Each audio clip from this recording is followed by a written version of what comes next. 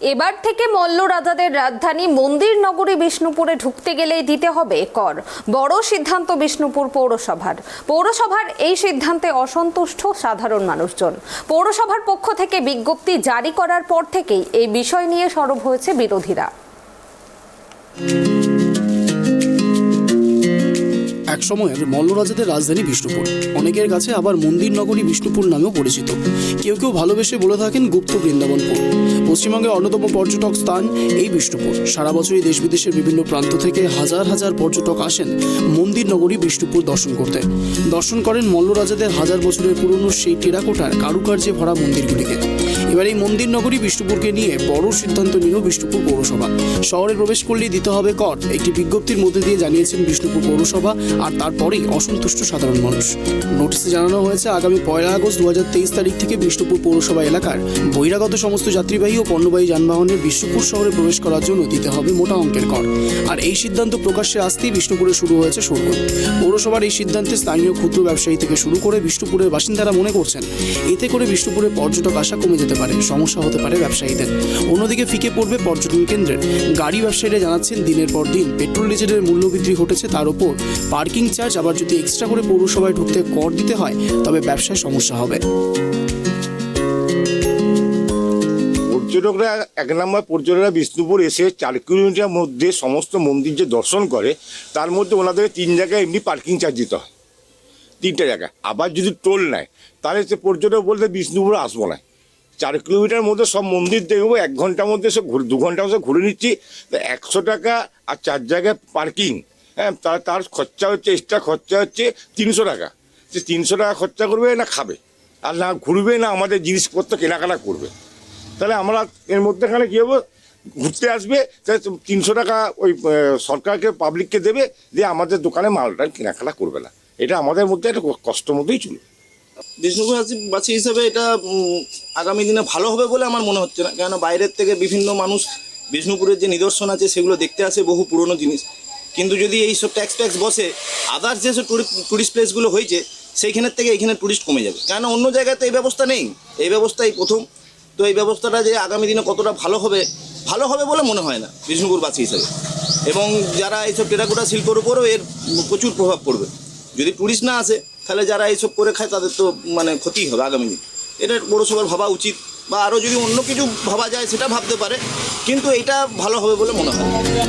বিষ্ণুপুর পৌরসভার চেয়ারম্যান গৌতম গোস্বামী জানাচ্ছেন পৌরসভার বোর্ডের সবার সম্মতি নিয়েই এই সিদ্ধান্ত নেওয়া হয়েছে। ইতিমধ্যেই টেন্ডার প্রক্রিয়া করে একটি সংস্থার হাতে কর আদায়ের দায়িত্ব তুলে দেওয়া হয়েছে। যে টাকা আদায় হবে তা বিষ্ণুপুরের উন্নয়নের কাজে লাগানো হবে। অ্যাকচুয়ালি এটা আমাদের যখন বোর্ড তৈরি হয়, যখন বিষ্ণুপুরে আগে ছিল না, কিন্তু বর্তমানে বিষ্ণুপুর পৌরসভা বোর্ড অফ কাউন্সিলর একটা সিদ্ধান্ত নিয়েছে যে যারা বহিরাগত গাড়ি বিষ্ণুপুরে ঢুকবে তাদেরকে একটা এন্ট্রি ট্যাক্স দেওয়ার জন্য আমরা আবেদন রেখেছি, এবং এই বিষয়ে আমাদের টেন্ডারও হয়ে গেছে। যিনি ভেন্ডার বা এজেন্সি, তিনি কাজ আগামী 1 তারিখ থেকে শুরু করবেন। সে বিষয়ে মানুষের কাছে আমরা আবেদন জানিয়েছি বিষ্ণুপুর পৌরসভাকে সহযোগিতা করার জন্য, এবং আগামী দিন এই টাকাটাতে যাতে করে বিষ্ণুপুরের আরও কিছু উন্নয়ন করা যায়, যেহেতু আমাদের মন্দির নগরী, তার জন্য বিষ্ণুপুর পৌরসভা সচেষ্ট। সেটা টেন্ডারের মধ্যে আছে, সে বিষয়ে বিজ্ঞপ্তিও প্রকাশিত হচ্ছে। বাইরে থেকে বহু জায়গাতেই আছে, বহু পর্যটন ক্ষেত্রেই আছে। বিষ্ণুপুরও পর্যটনের ক্ষেত্রে যদি সেইটাতে আমরা কিছু আর্থিক দিক থেকে সেই জায়গাতে কাজে লাগিয়ে মন্দির নগরীকে আরও সুন্দর করতে পারি, তার একটা ক্ষুদ্র প্রয়াস বিষ্ণুপুর পৌরসভা চেষ্টা করছে। না, এরকম কিছু ব্যাপার না। আপনি পশ্চিমবঙ্গের অন্যান্য পর্যটনের ক্ষেত্রেও তো এটা আছে, বিষ্ণুপুর তার তো ব্যতিক্রম কিছু নেই। আর আমরা এমন কিছু সিদ্ধান্ত নিচ্ছি না কোনো পৌর যারা আসছেন পর্যটক তাদের ঘাড়িতে নয়, এটা শুধু পণ্যবাহী গাড়ির জন্য। পণ্যবাহী গাড়ি তাদের ক্ষেত্রে এটা আদায়ের সিদ্ধান্ত। ছোটো গাড়ি যারা বাইরে থেকে আসছেন, যারা এখানে ব্যবসা করছেন, আমরা পৌরসভার যারা পর্যটক আসছে তাদের উপর কোনো কর আবর্তন করছি না। না না না, যারা এবং প্রাইভেট কার, যারা আমাদের এখানে যারা প্রাইভেট কার আছে তাদের ক্ষেত্রেও তো আমাদের কোনো কিছু নেওয়া হচ্ছে না। এবং শুধুমাত্র যারা পণ্যবাহী গাড়ি বিষ্ণুপুরে প্রবেশ করবে এবং সেইটাতে যাতে বিষ্ণুপুরের কোনো জায়গাতে যদি উন্নয়নের কাজে লাগানো যায় সেই প্রয়াস একটা আমরা করছি।